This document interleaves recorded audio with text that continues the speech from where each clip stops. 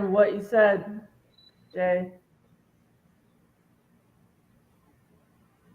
Are I we was just live? saying that we're live now. Yes.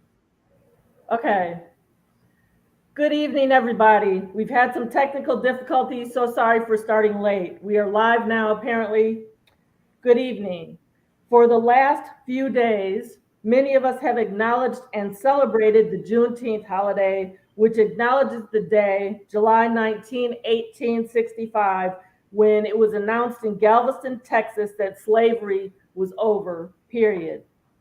This was 2 years after the Emancipation Proclamation had been signed when these last slaves were notified.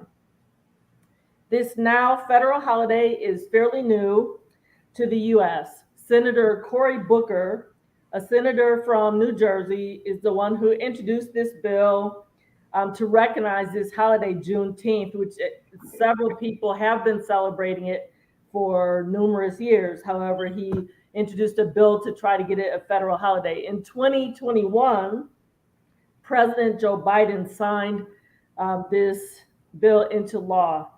It was celebrated in 2021 and it was just celebrated in 2022. July 19th was this past Sunday, 2 days ago. And yesterday was a federal holiday where many people were off work.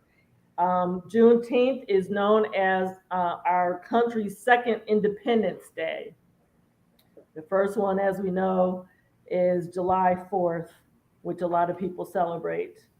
When on Stephen Colbert, which is a talk show, um, uh, Senator Cory Booker was on last night on this talk show, Stephen Colbert. Stephen Colbert asked Senator Booker what he thought about the commercialization of the holiday Juneteenth.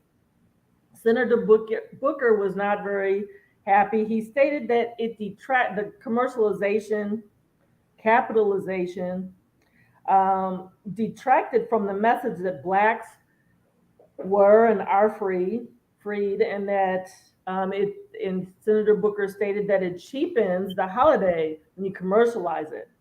Senator Booker also urged the public to be about the ideals of what we are celebrating. So let's consider this concept and really delve into this holiday and some others we'll be talking about tonight and how we can better acknowledge, recognize, and embrace holidays such as this. I am Reverend Vicki Hughes. I'm the host and facilitator of this Embracing Diversity dialogue series. Tonight, we are discussing this topic: shameless monetization, commercialization, capitalization of holidays celebrating historically oppressed groups. Panelists and viewers, please like and share this live video now so that others can watch. Thank you. Panelists, let's chat.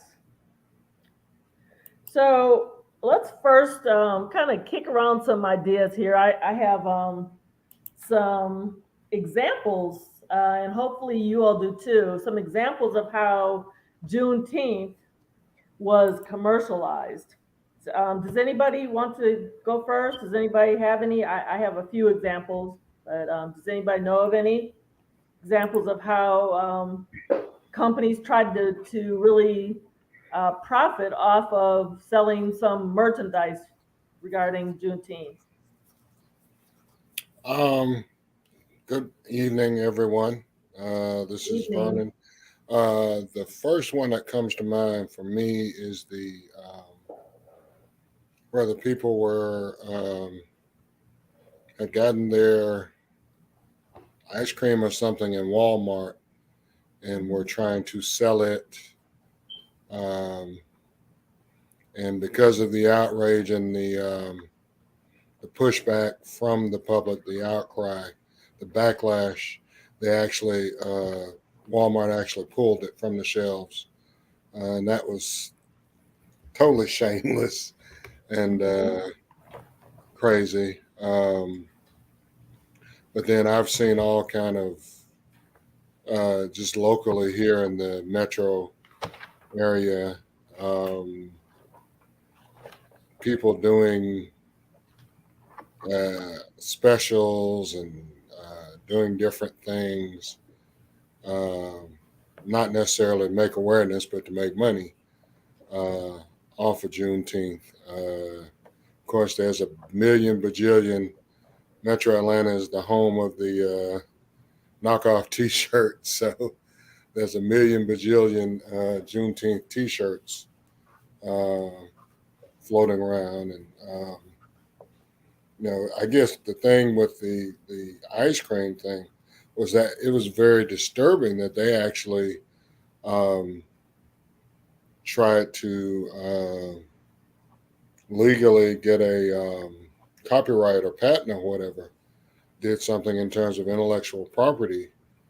And I'm like, I had a discussion with someone. They're like, well, the word Juneteenth is not copyrighted or patented. And I'm like, well, but it's like May Day. It's not a thing you can take, or like Labor Day. It's nothing, you can really, it is an actual official holiday. So I was sort of going back and forth with them in terms of, how do you even rip off a name like that? Mhm. Mhm. In this article called Leave the Marketing Behind for This and Any Future Juneteenth and Focus on DEI, which viewers stands for Diversity, Equity, and Inclusion. Was an article written June 20th, 2022. Let's see, it's by Ria Ann Holcosto. So she mentions what Vernon was just talking about, and let me read a little bit of this. So he gave the Walmart example, and in here it's called exploitative marketing. They were trying to do this celebration edition, Juneteenth themed ice cream. Walmart is a corporation which is majority owned by a family of white billionaires, and they, again, like Vernon said, they went as far as to put a trademark logo on the package after the word Juneteenth. Now, Triple Pundit asked DEI expert Kimberly Lee Minor to comment on this Walmart fiasco. Her response was the Walmart Juneteenth ice cream debacle was the latest example of lack of cultural competence as well as lack of diverse power in the room where it happens. Do we think that the slaves had red velvet cake on June 19th, 1865? And is that why they thought it was a great idea to make artificially flavored red velvet ice cream and label it for Juneteenth? It was not only culturally incompetent, but it was also offensive. The problem could have definitely been avoided with more diverse leadership weighing in, but not just weighing in, also having authority to make a decision. That means being in the room and having power, a high enough position for their opinions to matter. What do y'all think about that? Kim? It's a ridiculous and absurd level Mm-hmm. of ignorance. And it does speak to the fact that if there had been people of African descent at that table, they still would have had to have the confidence that they could disagree and not get in trouble. And I think even when a Black person is at the table, they don't necessarily don't feel safe disagreeing. So it's a little, I didn't know about this, but it's a little like microcosm of what goes on and what doesn't go on. So thanks for sharing that. Good Lord. Mm-hmm. Mm-hmm. One of the things that that brings to mind with me, Vicky and Kim, even when there are, even when there is Black representation at the table, sometimes um, that Black representation actually presents a kind of jingoistic and kind of shucking and jiving kind of marketing. Two examples that come to mind are the movies Bamboozled and Drop Squad. And the points in those movies were that the people that were in marketing for these corporations that they had Black people at the table, but they were worse in terms of using every stereotypical marketing device to entice people with their marketing adventures. I think specifically Drop Squad was, I think they were doing like fried chicken and different food stuff. And it was, very slapstick, reminded you of the Wayans in Living Color in terms of the slapstick nature of the movie. But the point being, they were actually, the plot, they were actually going to, or trying to kidnap the Black marketing executive who was putting forth all this stuff. And, like you said, Kim, yeah, there is pressure to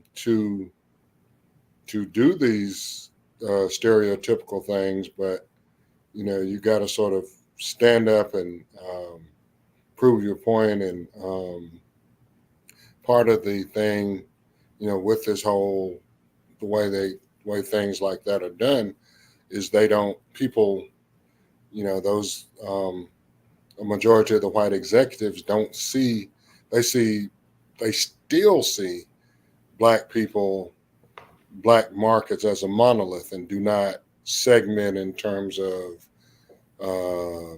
socioeconomic status, et cetera, so on and so forth. So they market one way, and it's very offensive.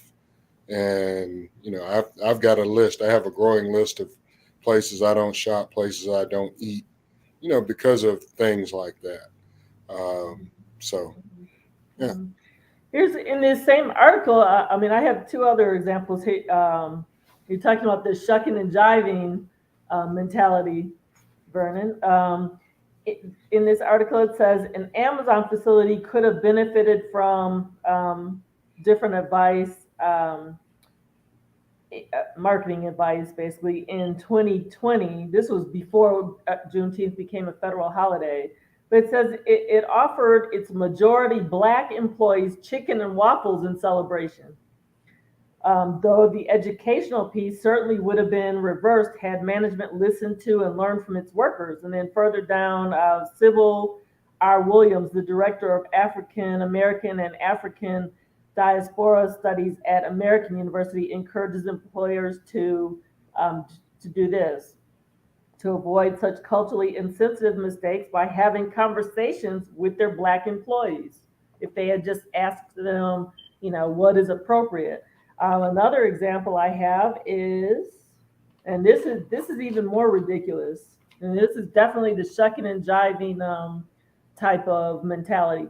The Indianapolis Children's Museum set a horrifying example of a nonprofit serving up stereotypes instead of conversation and education. The museum recently sold a watermelon salad as a part of its Juneteenth themed food court offerings. The nonprofit places the blame on for the offensive salad on their food court vendor, which in this article it says that suggests that neither entity had taken DEI seriously, both the museum as well as their vendor.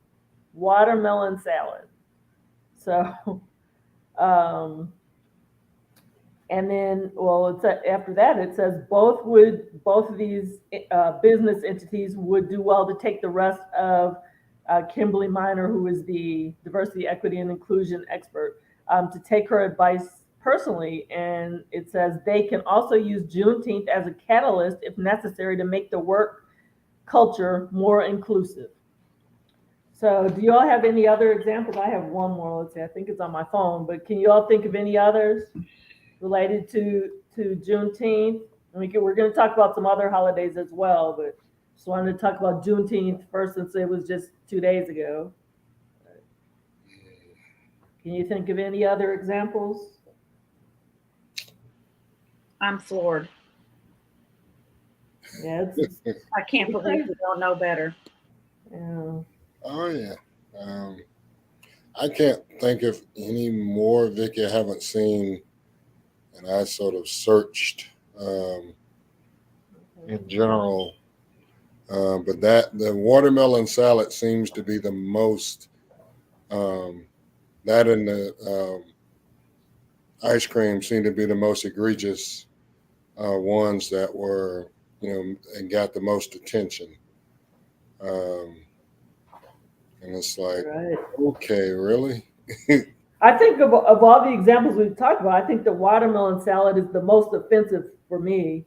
Um, Black people have been associated with chicken and watermelon, but again, to me, the watermelon is the most offensive. And I mean, not all Black people even like those two things, two food Right. items, chicken or watermelon. I'm one of the examples of, I don't eat a lot of watermelon unless it's candy or unless I've bought some slices to combine with some other fruit in a smoothie. So I don't sit and eat, out of the rind or whatever. So watermelon's not my favorite thing. So here's another example. I have it on my phone. It says, so there's a restaurant in the southeast. I know it's headquartered in the city of North Carolina.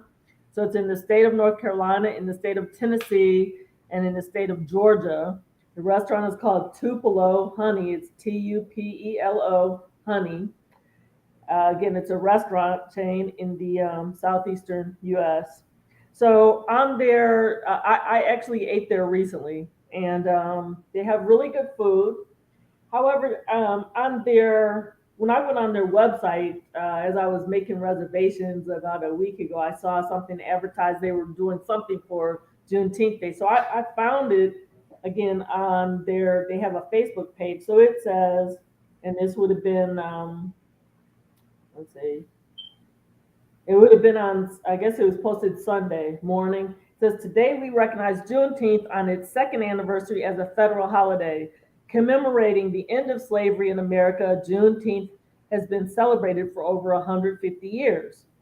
Then it goes on to say, we are honoring Juneteenth by donating 100% of profits from our Daddy Nearest specialty cocktail this weekend to Uncle Nearest Premium Whiskey's Nearest Green Foundation, which works to preserve the legacy of Nathan Nearest, his nickname apparently, Nathan Nearest Green, the first African American master distiller in the U.S. Learn more about Uncle Nearest and incredible story of Nathan Green here, and it gives the website. It is Uncle Nearest. I'll spell it out: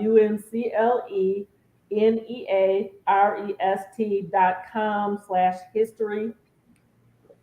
And so this drink, I guess, specialty cocktail is available. It would have been available in that in the Tupelo Honey restaurants or in their store from June 17th through June 19th. So, Vernon, you said you know a little bit about Yeah, I'm the history of that without distiller. without disclosing my alcohol preferences, but um, I actually learned about Uncle Nearest a few years ago. And Uncle Nearest was actually a slave, and he lived in that area around Lynchburg and worked. Well, not worked, but he was a slave, but he was basically a master distiller. And the initial distillery was owned by a gentleman named Reverend Dan Call. He was a minister, and but he had a distillery. He had a hooch business in that area. And and Uncle Nearest's reputation grew far and wide in that area in terms of the quality liquor he was producing. Um, and Eventually, Reverend Call, due to pressure from his congregation, because they were like, that's kind of inappropriate. You're the man of God and you're selling spirits and whatnot. And he sold it to an associate, and that eventually came into the hands of Jack Daniel's family. And basically, even though most of the people in that area knew that Uncle Nearest was the distiller and basically taught Jack Daniels, he was never given credit for his expertise in in being a distiller. And that story, maybe 3 or 4 years ago, there's a young lady named Fawn Weaver. She I forgot which corporation she came from, but she did her stint in corporate America. She found out about the story, and she bought some of the land near the old distillery down there, and she opened the initial distillery maybe 4 or 5 years ago, but then it got shut down during the pandemic. And actually, this time last year, June of 2021, she made an additional purchase of like 53 acres to expand the operation of the Uncle Nearest Distillery. And one of the things they want to do is they're going to start growing their own non-GMO corn, so that so that it can be a better product. But going back to what you said in the article, Vicki, they do have, they actually have a partnership with Jack Daniels, an initiative where they are beginning to try to right the wrongs and beginning to give Uncle Nearest his credit. And hopefully that will turn into something monetary, beyond just, okay, we're sorry, we give you credit, you did it, but hopefully there's some monetary compensation for his family, his relatives along the way. But his reputation around that whole area, Lynchburg, on up into Nashville, because they actually called it the something like the Lynchburg method, because something he did with taking honey and sugar and charcoals, and the way he heated it up before it was put into the oak casks, into the oak barrels, gave it a distinct flavor that nobody could duplicate. I mean, Jack Daniels did it, but he basically did it with Uncle Nearest formula. So that's my little Uncle Nearest story. Okay, so I was listening. I was trying to follow the whole story. So, in a way, I think of that as what Tupelo Honey's trying to do. I think of it as somewhat like reparations in a way. Yeah. Okay, so it says that what I read from their Facebook page, it says they're giving 100% of the proceeds away. My thing is, why would they have to do that to celebrate Juneteenth? It's let's see, I'm trying to think of how I want to word it. I would rather they donate. This is a drink that they were selling at the restaurants, and so I would rather, instead of them contributing to potential alcoholism, I'll just say it that way. I'd rather they sold. Again, I've eaten there recently. It was on Father's Day, Juneteenth Day. So they could have taken a portion of my meal and the people I was with, taking a portion of our meals and donated them to a school in the inner city or something. I would rather my money have been donated for that rather than me having to buy a drink, knowing that I'm, going to have to drive home. I have to buy a drink. It sounds like a strong drink. and then it's gonna, and then all those proceeds from my purchase and whoever else ordered this drink will be done. 100% would be donated to them. There's something else about this restaurant I have to mention. Again, the food is good. It's a great restaurant chain. However, I don't know. One day after I made reservations, I just happened to once I found out about that the drink was that they were honoring Juneteenth Day. I just looked online just to see, if they had a diversity, equity, and inclusion statement. I was just checking things out, and I ran across. I don't know how I stumbled across it, but there was this employee survey done. I can't remember how many restaurants they actually have in the southeast, but there was an employee survey done, and they scored low on. They had diversity, but when it focused on inclusion, belonging, accepting employees, feeling valued, and things like that, they scored really low. So, so that tells me that okay, so they're recognizing Juneteenth, but yet they don't even treat the people of color. They don't treat the black employees the way they should. If the survey was low, I mean, they weren't just surveying black employees, but just everybody. But the ones that had to do more with, do people of color feel welcomed here? They scored low on those. So, what do y'all think? Any comments? My comment, Vicky, first of all, I think that's an action item for you to reach out to the company, especially since you have DEI credentials. I really think you should reach out to the company and solicit to be their DEI consultant. I think they could learn a great deal, and especially since you have dined at the restaurant and you say they have good fare. I think that would be a perfect thing for you to do, and I'm going to hold you to that.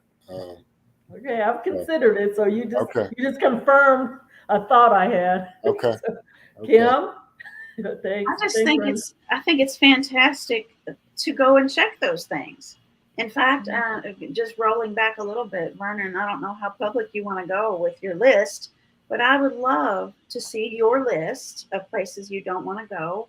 And Vicky, Okay. you have such a gentle way of truly creating a safe space for diversity, and Thank you. I think it'd be, you outed them, and so a little bit of gentle, honest, shaming is the wrong word, but a little honesty about how they try to present themselves and their score within the company for the populations affected. That's fantastic. Ooh, that's good. Yeah. Yes, but Get them all. just think if we all did that, if we all, notice things like that and then check into it online, we could out a lot of different companies and say, well, this is contradictory. You're doing this, Right. but then your employees are feeling this way, and Right. then how many are employees versus upper management. When I dined at that one particular location, there was one black employee. I think there was I think one guy was Latina, but then the rest of the people were white. There were some black people dining in the restaurant, maybe at least 3 or 4 families.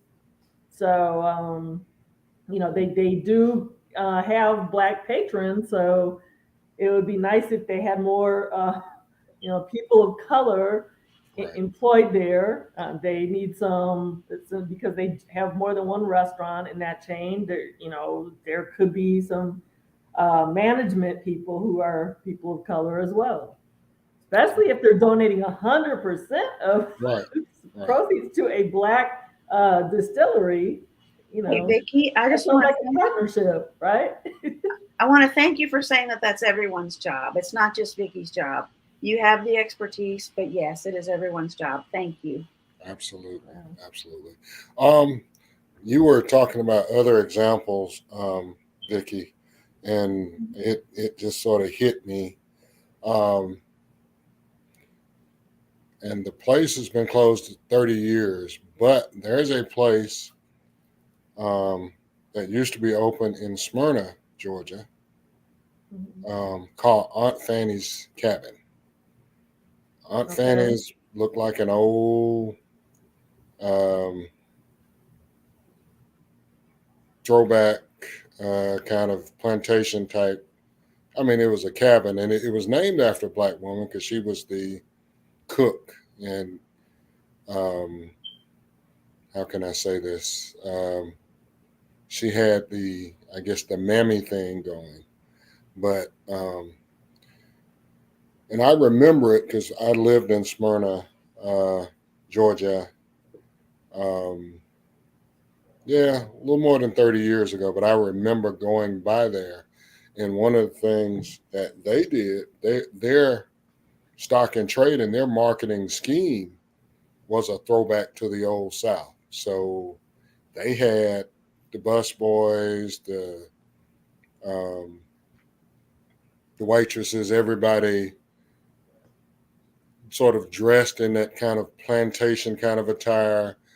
The busboys actually had signs with the menu with a rope around them, around the sign, and they would sing and once again shuck and jive, and that was how that restaurant went. And it's funny, the government, because the house is sort of dilapidated now. They closed it 30 years ago, but there's actually a committee, an interracial committee, which I find very interesting, to actually preserve it as a historic site, because and it's an interracial coalition, because they want to sort of show the good and the bad of it.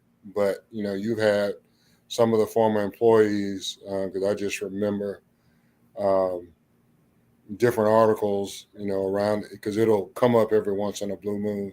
One of the local news agencies will do a story on it, and some of the old employees, just said how bad they got treated, and sort of put you in mind of the way folks who work for Paula Dean at her spots said they were treated, some of the black employees.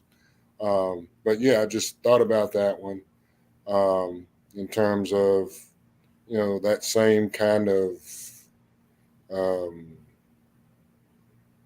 racist thing, that shamelessly monetizing.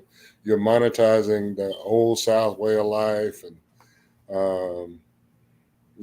stuff on the menu, picking any of this, and and just standard Southern fare. But yeah, I just thought about that as well. Mhm. Mhm. When we've talked about Juneteenth for a while. I was just looking at the time. We when you think about the monetization of Juneteenth, MLK Day, also there are a couple other holidays, Cinco de Mayo. That is a Mexican holiday, and they celebrate their heritage. And it is on May 5th, I believe, May 5th. But a lot of times people are at restaurants, eating and drinking. St. Patrick's Day. Kim, you told me earlier today that you were part Irish.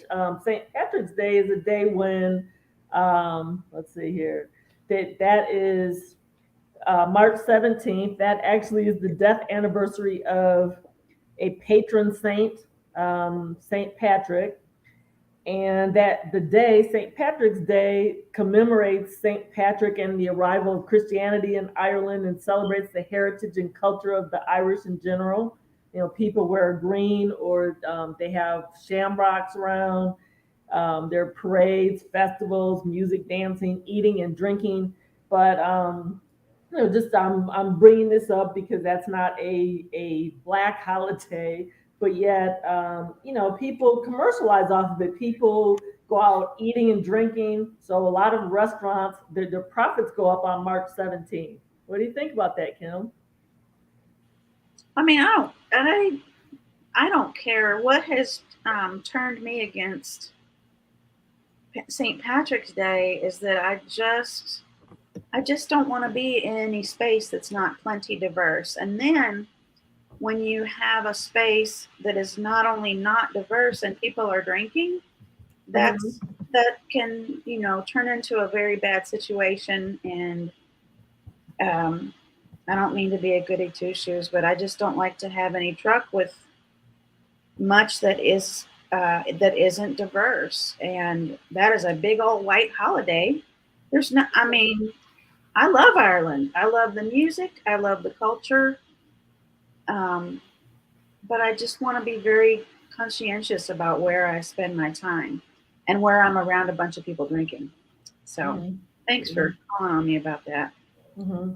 Well, if you think about St. Patrick's Day, I've heard of it for years. I mean, I'm sure when I was in corporate America years ago, I'm sure every once in a while I would wear green, even though I'm not Irish. But I actually, when I looked it up today, because I could not remember. And so that to me says, okay, even for Juneteenth, Martin Luther King Day, any holiday that recognizes a group of people, or just any kind of celebration, we need to look it up so we learn more about it. I had to look it up and I was like, oh, okay.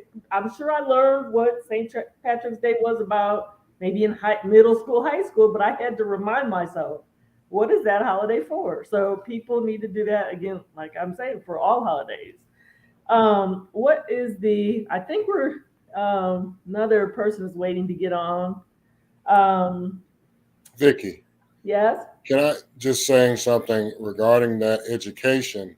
And you mentioned Cinco de Mayo. That because that sort of really burns me.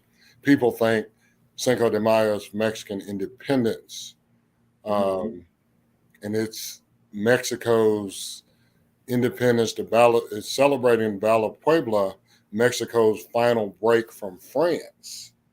Mm-hmm. So Okay. it's like lots of people don't know that and don't understand that it's like, okay, guys, it's not their independence from Spain or whatever. It's that their actual, because people forget about the Louisiana Purchase because it's like, okay, you didn't pay attention to history. France had a large portion of some of Texas, Louisiana,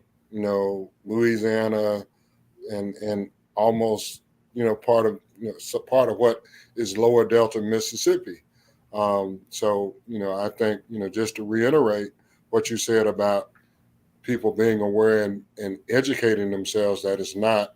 And I think some of the restaurants could actually do a better job of educating and train a few of train your maitre d', train a few of the, especially at the Mexicans, the Mexican restaurants here were packed with Cinco de Mayo participants. But once again, it's not just about a holiday to go get drunk and drink plenty of cerveza and tequila.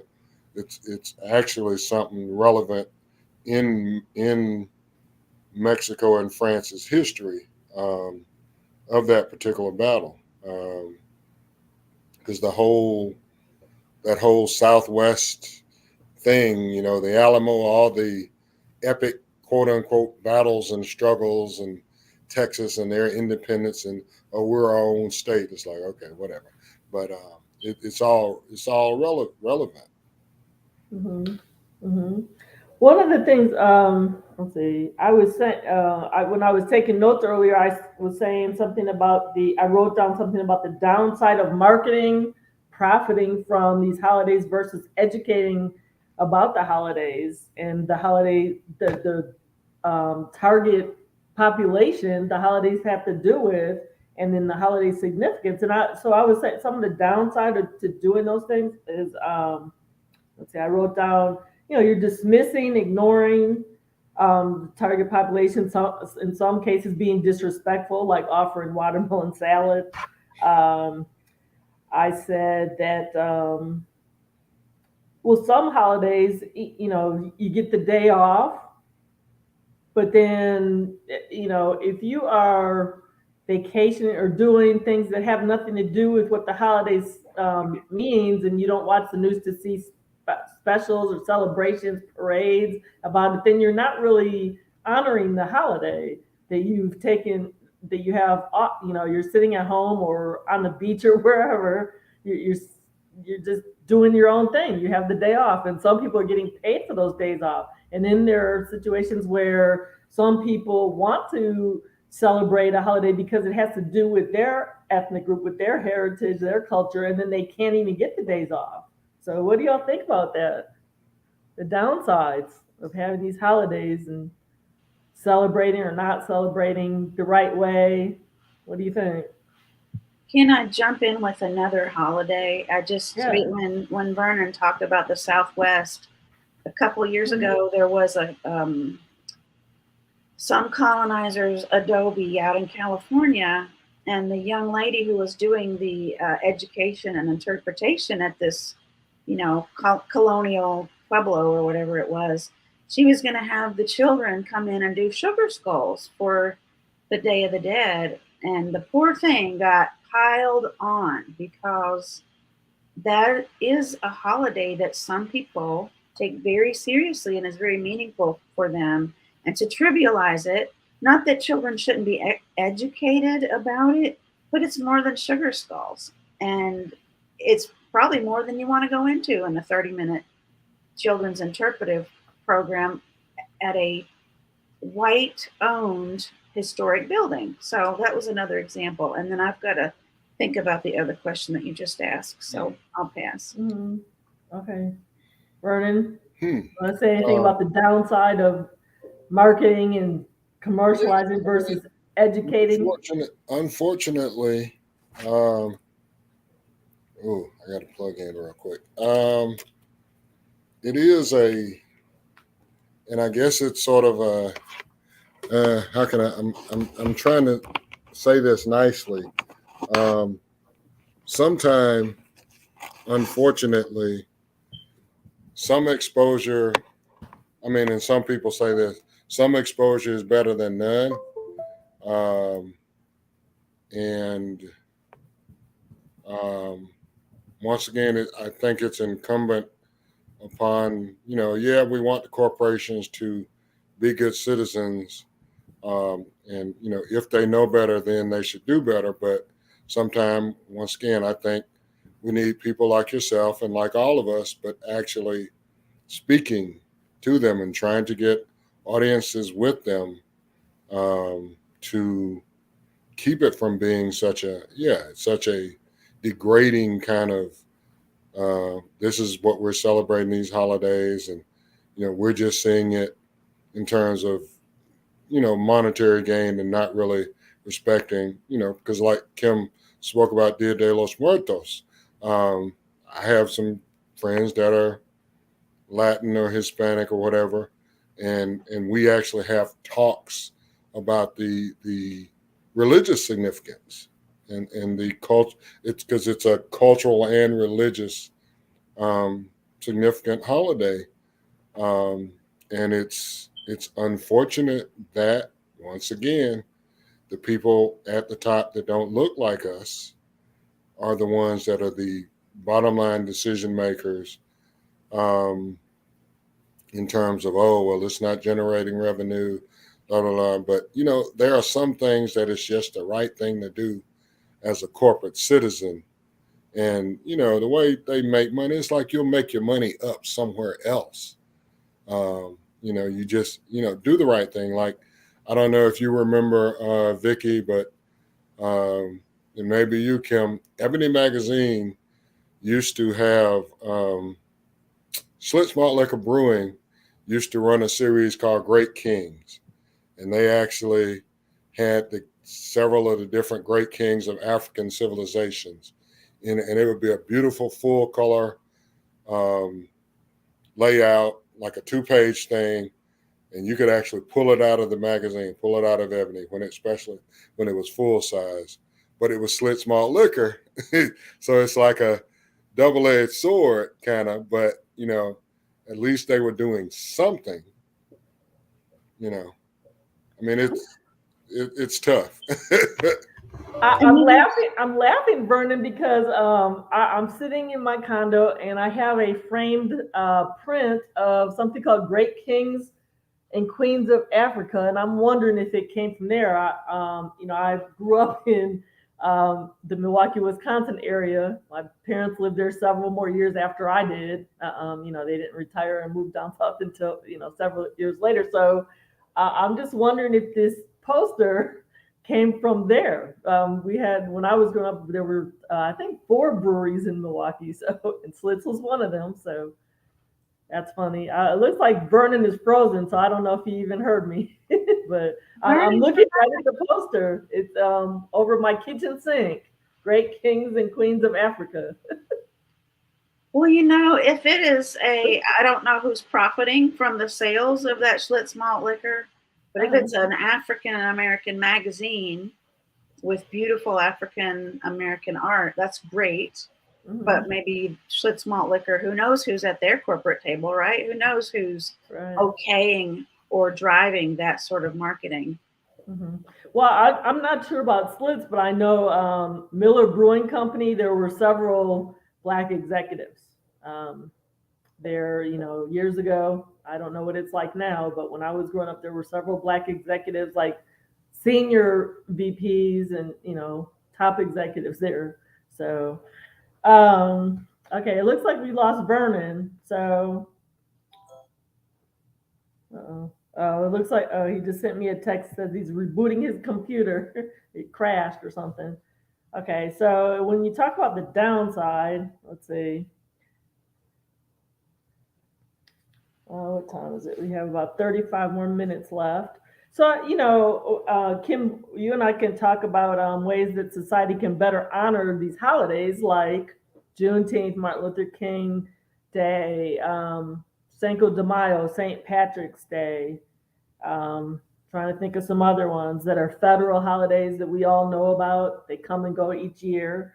So, ways that society can better honor them. What do you think? I wrote down some ideas. I'll let you go first. I think it's really important. And just as a side note, I think there was an era, maybe the late 60s and 70s, in which many companies did have more diverse leadership, and that's sort of fallen by the wayside for whatever reason. But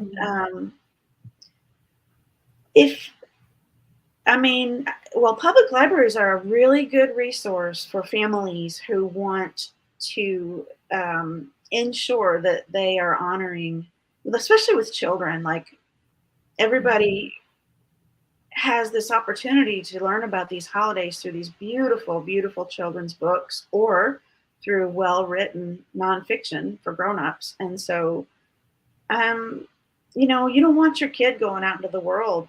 Well, maybe, I don't know. Sometimes people say, let kids be kids, but we have options and we have free resources that are very lovingly and well-collected pieces that we can enjoy and take from, so that we do understand these.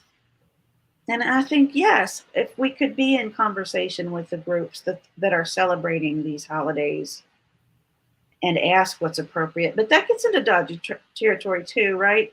If someone has been forced throughout their life to educate people as to why what they've done is inappropriate, maybe they don't want to have a conversation with me about what's inappropriate or hurtful. So that, there again, I need to go to my public library and learn as much as I can, and then maybe engage in a conversation. Or maybe I'm lucky enough to know a Vicki Hughes who will deliberately bring this to the table so that we can talk about it together. So public library, do your work.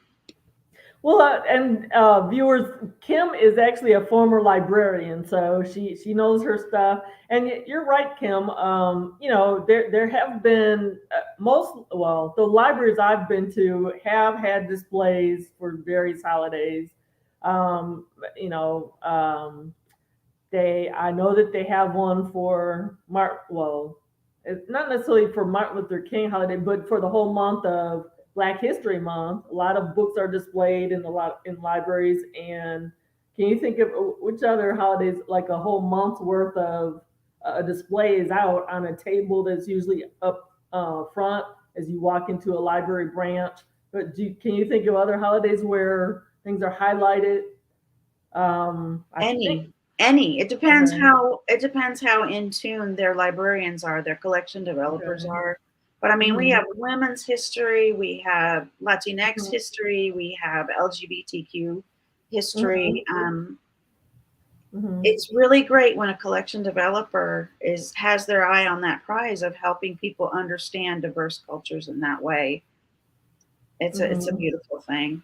That's one thing I Mhm. miss about being in the library. Mhm. Local history is important too.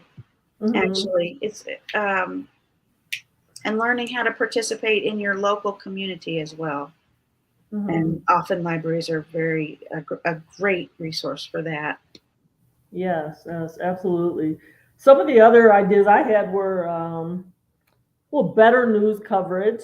Um, I know sometimes when a holiday comes up, we have a parade and some coverage in the morning. Then there's several hours when there's nothing, and then it's covered on the evening news briefly. But I would love to see all day long coverage. I'm from what I remember, they do that for Martin Luther King Day, I think, where it's all day long, but not really for other holidays that I remember. Can you think of any, Kim, where it's I think, we throw a whole bunch of patriotism and not necessarily a lot of understanding on top Mhm, of Memorial Day and Veterans Day. And, mhm, Memorial Day is about veterans who gave their lives, and mhm, Veterans Day is about veterans. And so I think some education and some insightful coverage of what those holidays really mean. Like to me, Memorial Day means Arlington, you know, that's mhm, where the fallen, some gave their lives in combat, some came home and finished out their lives and then were honored at the end of their lives. But when I think of Memorial Day, those graves are what Memorial Day is about. And I would love to see more conversation about what veterans go through, whether they give all or give some, mhm, and then on Veterans Day, how about some conversation about what life is like for veterans now in various branches of the service? I think we always talk about how we love the troops and support the troops, but we're not really doing a very good job understanding or celebrating or honoring what they do and what they deal with. mhm. Vernon, you're on. We can see you, so we Yeah, I can know. see Finally, LinkedIn or whatever. I'm back. Um, Okay. what I Um, was gonna say, Kim, is as far as veterans, that's something I wanted to talk about tonight. Veterans, that's a specific population that I would consider to be, in some cases, oppressed because. Okay, so unfortunately I left I might be able to get them if you and Vernon talk after a while. I forgot and left a few articles across the room that I'll have to get, but they have to do with veterans. A couple of veterans are upset because on Veterans Day, either they are offered free meals or some are offered meals at a discount, but they would rather, instead of sitting and eating and having food, they would rather like the restaurant or whatever it is, that whatever their business is, establishment is, if they want money donated to shelters or just to help veterans with certain skills and services. And that resonates with me. I think about veterans all the time. These are people who served our country, and then I know just anywhere in this country, there is a major homeless population across the country, and a lot of them are veterans. And if that's how we treat our veterans after they've served the country, I mean, we're not. That's not right. So we have a holiday like that, Veterans Day, but yet, and we honor them for the day, but then we just kind of go back to just regular everyday life, whatever, business as usual the next day after Veterans Day is over. So, Vernon, do you have anything to yeah, add? Let me see if I actually, can get my. with Kim speaking about the, learning more and people becoming more educated about the history, just a couple of actual tidbits and differentiating between Memorial Day and Veterans Day. Memorial Day was actually originally called Decoration Day, and that started actually during and after the Civil War, where the people came out and decorated the graves of those soldiers, both Confederate and Union soldiers that died in the Civil War. And basically, it was Decoration Day up until World War One, and then it got renamed Memorial Day. But then also Veterans Day actually commemorates, the original intent was to commemorate the veterans that died in World War One, specifically. But since we've had, a few more wars here and there, then everybody sort of kind of got thrown in. And I concur with what both of y'all were saying in terms of better treatment, more awareness of the different holidays. But, going back to what you said, Kim, and what you said, Vicki, people need to really understand what the holidays are about, not just 30-second soundbite, this is blah, blah, blah. It's like, understand the depth of what these holidays were actually standing for, and, so that you really pay homage to, and it's not just, like you say, Vicki, the way veterans get treated. When I was in high school, I volunteered at the VA hospital in my home in Tuskegee. And, I pushed some of the vets around in their wheelchairs, did help with physical therapy, that kind of thing. And it was so amazing to listen to stories of these folks. And, they people with limbs missing for this country, for the political idea of freedom. But we just don't appreciate, some of the wars, it's like, maybe we shouldn't have done it. Vietnam, I'm not going to get super political, but we had no business over there. It's like, that was crazy. Well, I would argue that veterans of wars, the families are veterans as well. I'm the child of a Vietnam vet. Okay. It goes, it's all of us. It's all my family. Oh, yeah. And it's all our perception of our government as well. Yeah. So. My dad's a Korea vet with a combat infantryman badge. And when I found out you don't get a CIB for shooting at somebody 20 feet away, you get a CIB for up close combat, which basically means you probably kill somebody like face to face. So much respect for the veterans, whether it's Memorial Day, whether it's Veterans Day. And, like you all are saying, there needs to be better understanding, better education. But people are scared of the libraries too, Kim. I love the library. I'm glad that they're back open. Shameless plug for libraries. But I'm one of those geeks that will come and sit in the library.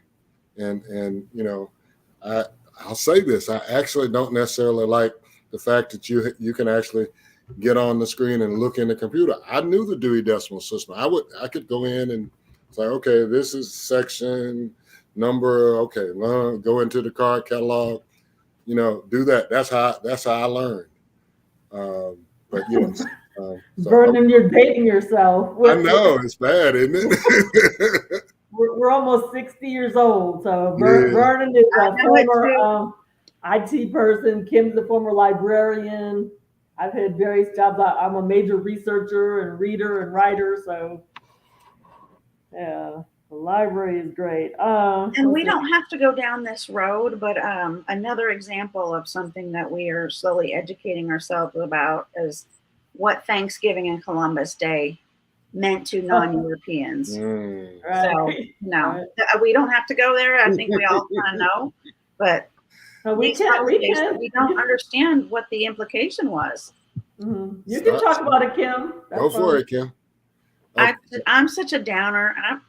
I am so Okay. sorry you have me on this No, dialogue, no. Vicky. I always say Happy Native American Genocide Day. So, let's go eat some turkey. So, Yeah. sorry. Well, And go ahead, that is Steve. one that is commercialized to the nth. And I just look at people, it's like, okay, don't say happy Thanksgiving to me, because on my mother's side, we are Creek. And it's like, okay, guys, there's a map on Facebook that's going around, or that's sort of out there, that actually lists all of the tribes and where they were on the North American continent.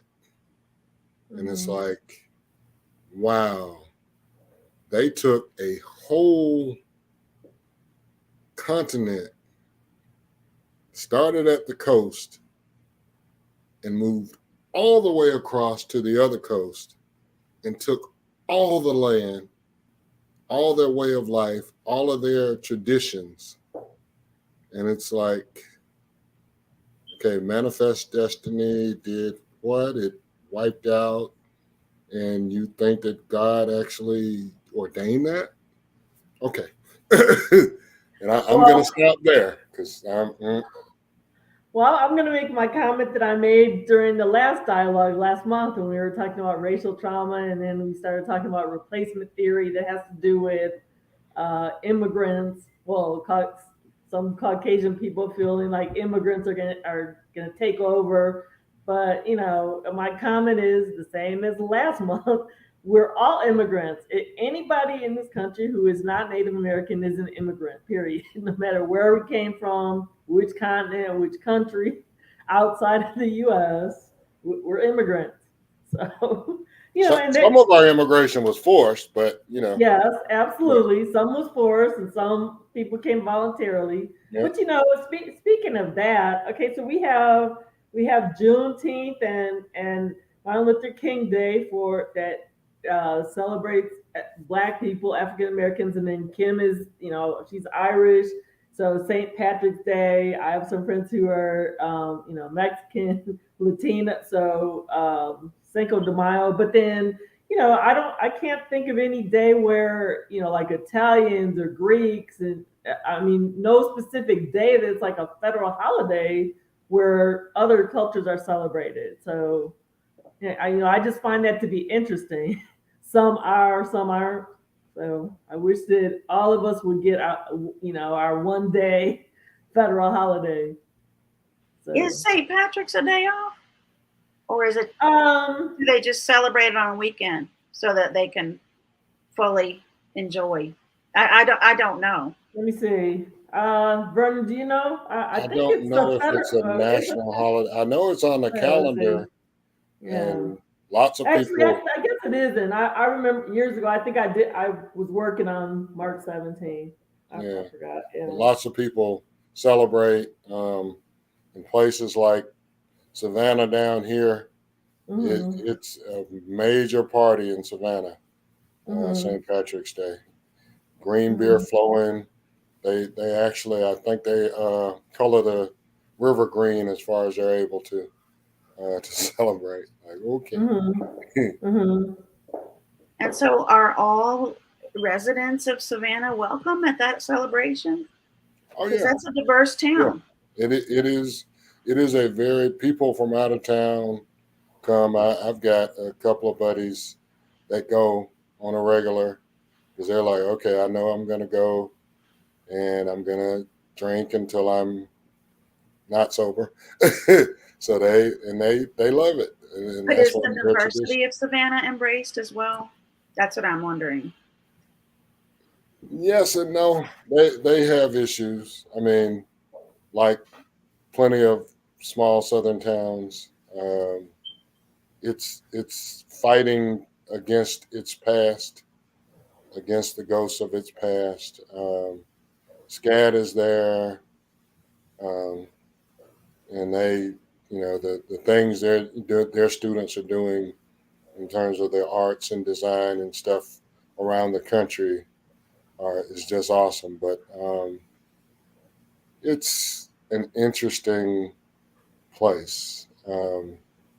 I sort of liken it to Charleston, except Charleston is, in my humble opinion, Charleston has become a little bit more gentrified um, in current times and blah, blah, blah. But that's neither here nor there. But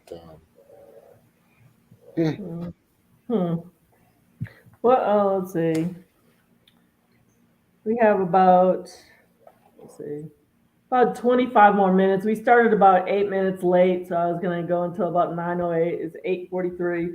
So, going back to when we were talking about how ways that society can better honor these holidays, I also had, let's say, before we started talking about some other ways, I said better news coverage, but I also had, this is a major debate in this country, but covering history in academic settings, oh, elementary schools, middle schools, high schools, colleges and universities, graduate schools, that's something. And let me skip over that and we can come back to it.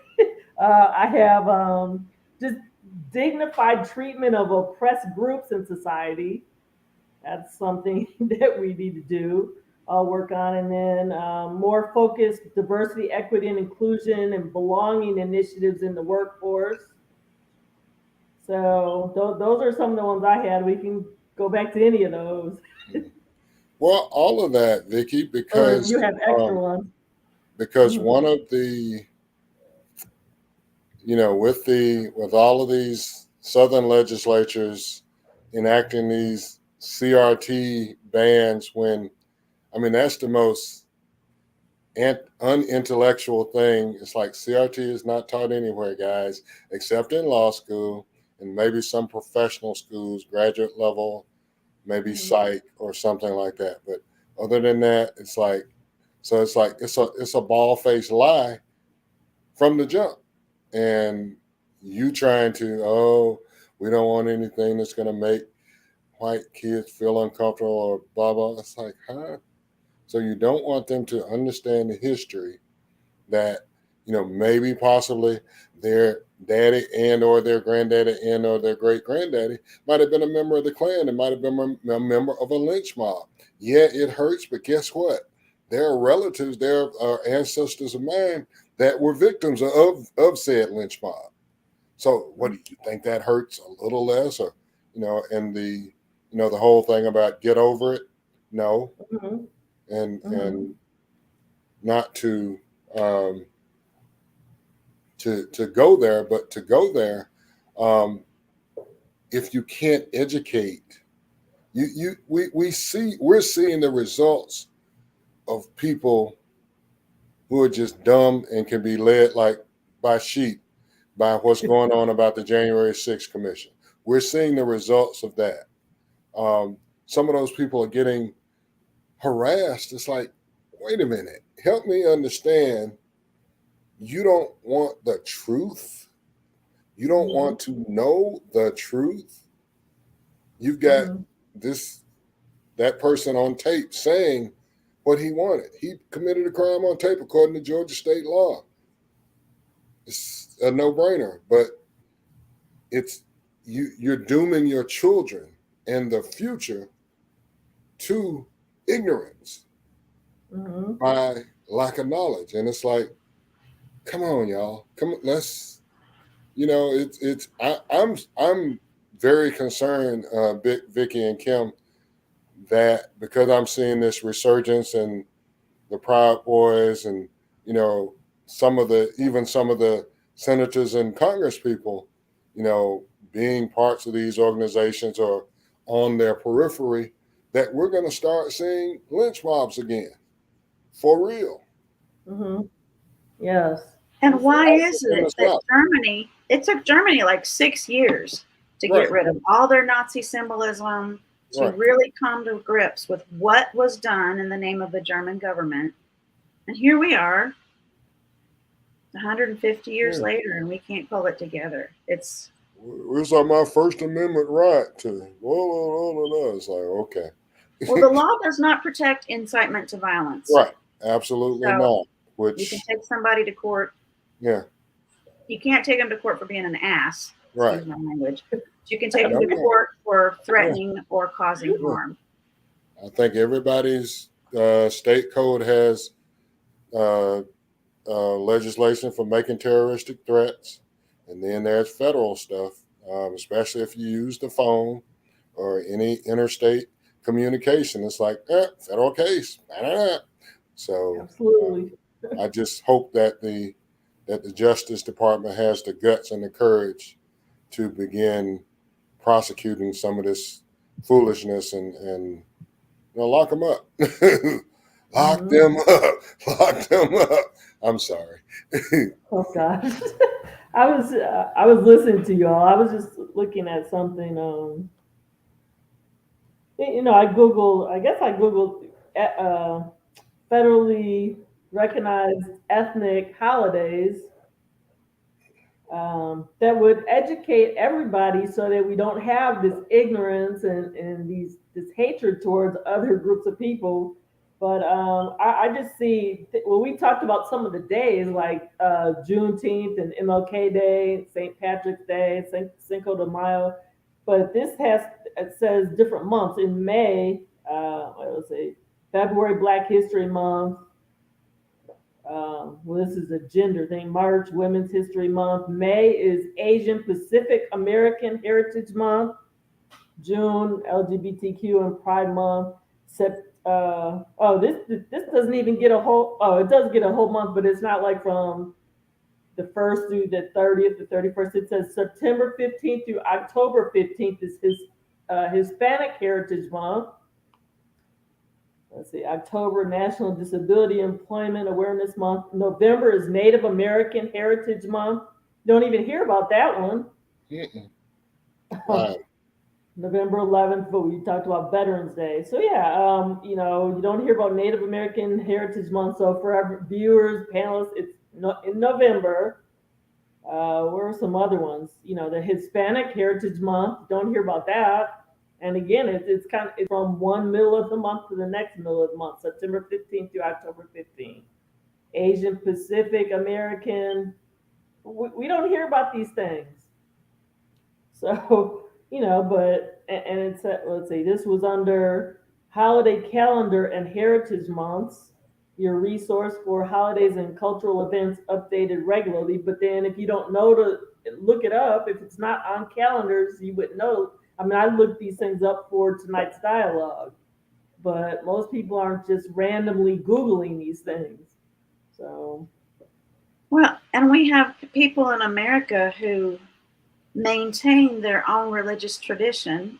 It didn't originate in Europe or here on the American continent. mm-hmm. And I don't know. I wonder if there are ways that, though I don't know. I don't know how that's managed. I hope that people are getting they're not. Why do I even say that? People who need to celebrate their religious beliefs ought to get the time that they need to celebrate those beliefs. I mean, we have Sundays, right?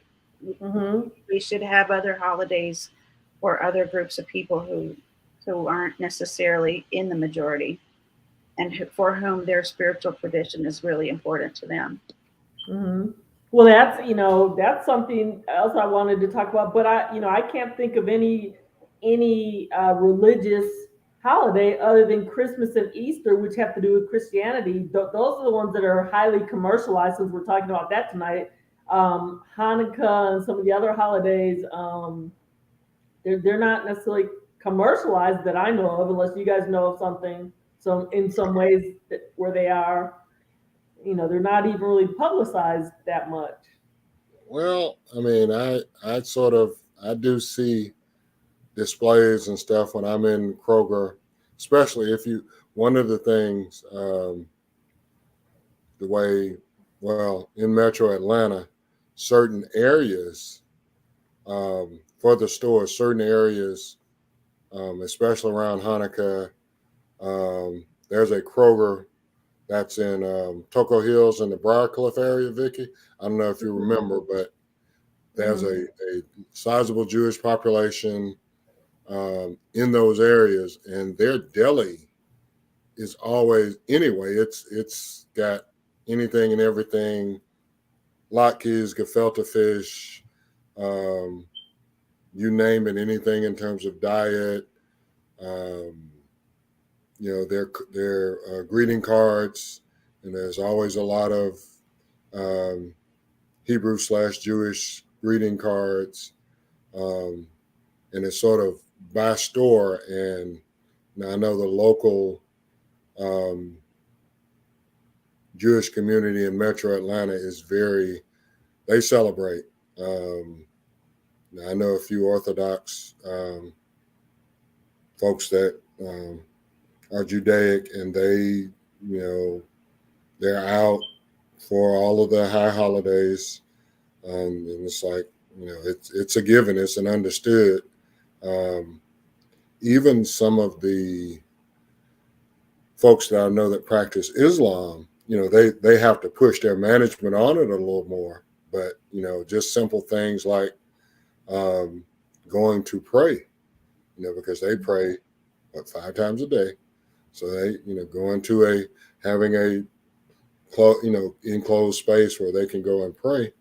And I have known companies here in the metro that do make accommodation. When I was with Northrop Grumman, we had quite a few folks who practice Islam, and they had, rooms or offices or whatever that they were specifically designated for them for prayer time. Whenever they did their daily prayers, and you might go in the room and it's 2 or 3 in there praying at the same time.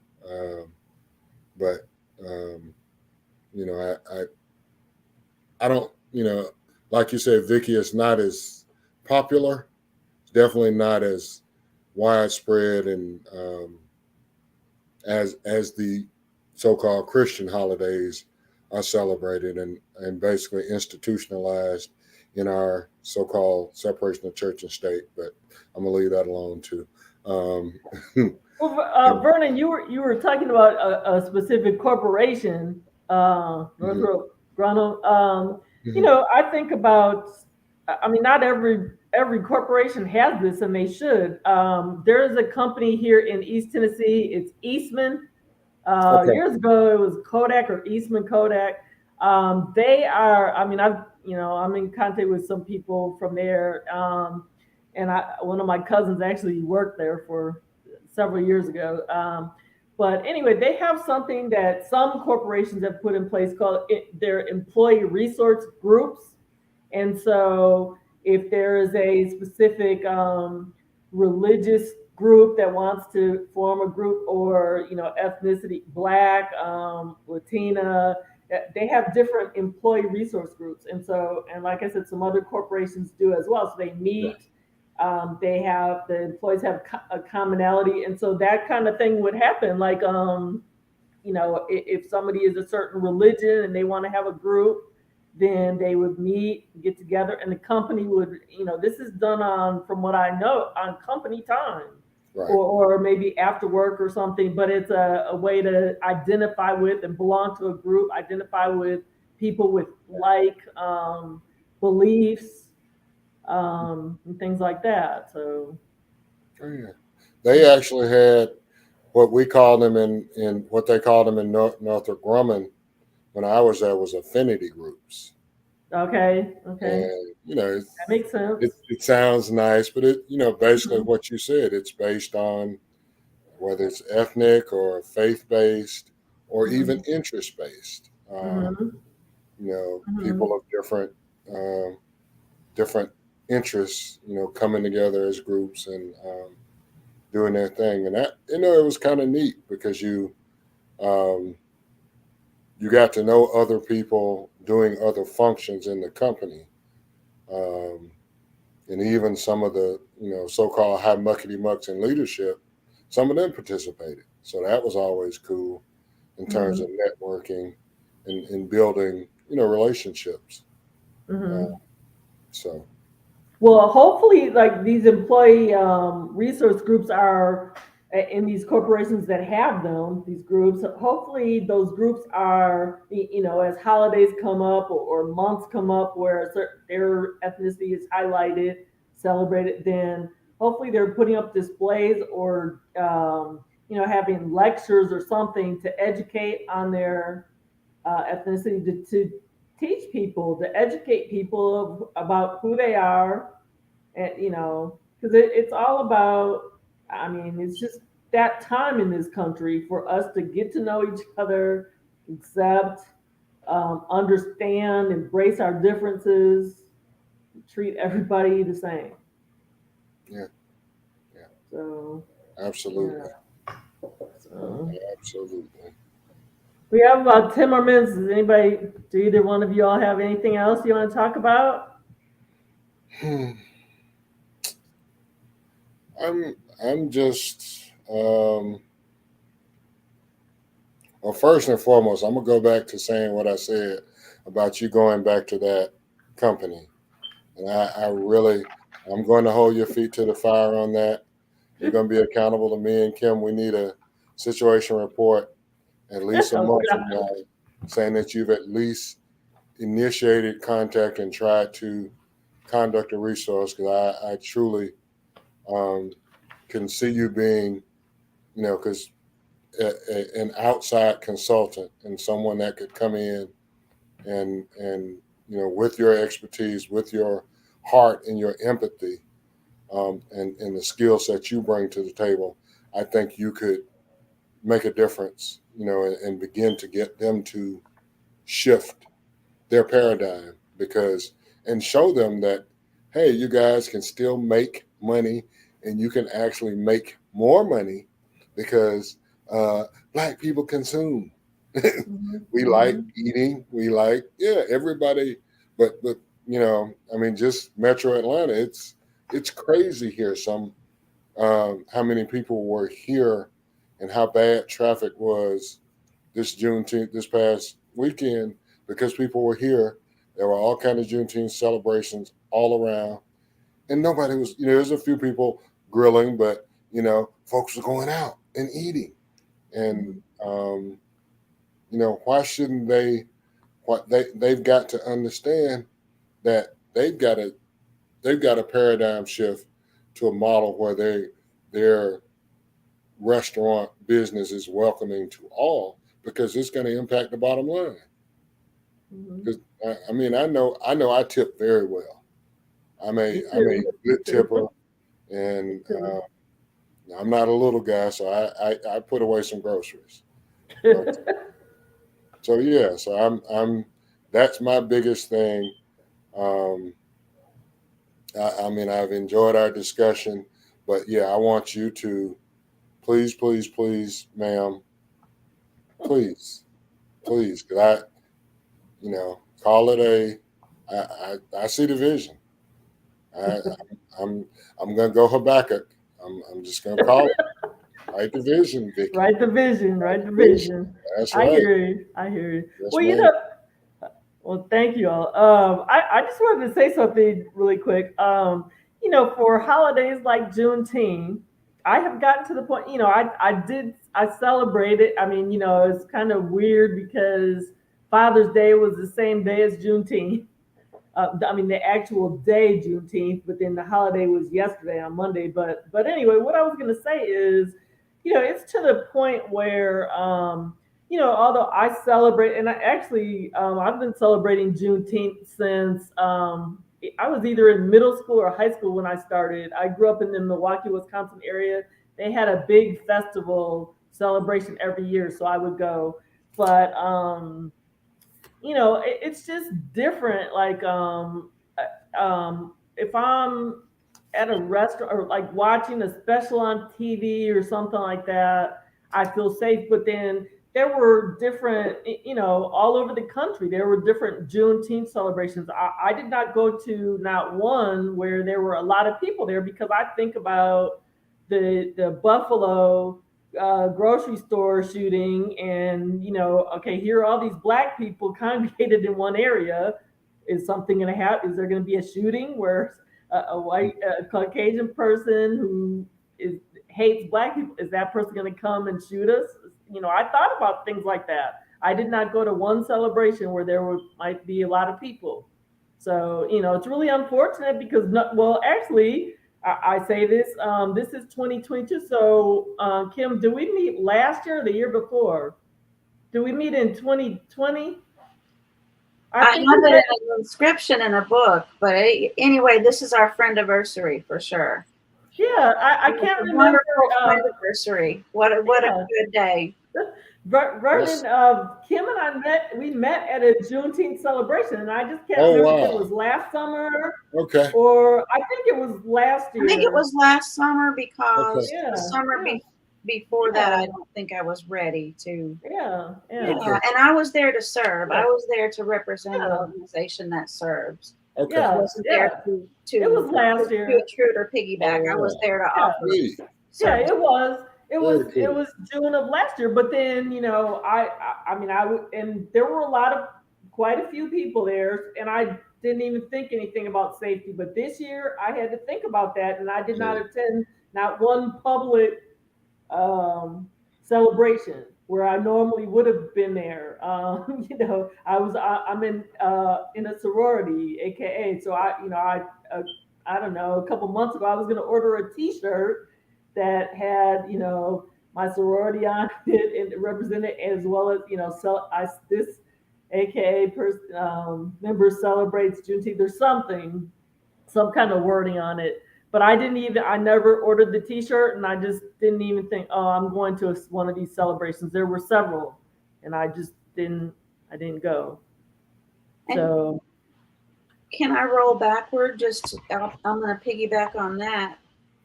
When you shared that article about I don't see color, and when mhm, someone doesn't see color, they don't understand those concerns for you. mhm, They're mhm, just they are just they're wiping out the fact that you might be afraid to go to a public celebration or any of the many other things that. So you can't have we can talk about treating everyone the same, but we have to understand each person individually. And so that's just back when you said the vision for diversity. And mhm. we need to see color right now because of the trauma that people are enduring, and it needs to be a public discourse, an honest public discourse. That was a great article. Yes, yes. I wish I don't have the link. I'll have to get the link and post it in I guess the comments on YouTube and Facebook later. Or if you do you have the link, Kim? Can you post it if you have it handy? Otherwise, we can do it later, viewers. It's an article about it's actually a microaggression where someone insults you. It's actually an insult to tell for a Caucasian person to say, I don't see color. And I mean, we're going to have a segment on that, a future dialogue on microaggressions, um, maybe this summer, maybe in August or something. So, but I think Kim as I'll get it out there for you. I did share it on my page, but I guess we're going to wrap up soon. So okay, okay. Well, is it handy right now? And I mean, we have a few more minutes. it Uh, is. It is. okay, It's a Forbes article, and it okay, is handy right now. okay. So it looks like Kim is going to put that in the comments. Okay. Okay. Yep. And Kim, if you could put it so I guess it would show on YouTube or at least on Facebook Live I'll under put it there. on the Facebook and the YouTube. Okay, thank you very much. Even if I mean you don't if you can't do it right now, then you can do it after we get off. But okay, so Vernon, do you have any closing comments for everybody? This was a good discussion. It was fun. Kim, I will send you my list of Yes, businesses please. I'm not Woo! not patronizing. I love a Uh, boycott. yeah, yeah. If more of us, if we ever get a critical mass, things like the how you have to check yourself out in Walmart now because there's only two cashiers, and they've converted everything else to scan yourself. It's like, okay, really? While they continue to collect billions of dollars and still don't want to pay their employees or give them benefits. So Mm-mm. and that's it for me. Once again, great discussion. Good things come in small packages. It was 3, but still, it was a great discussion.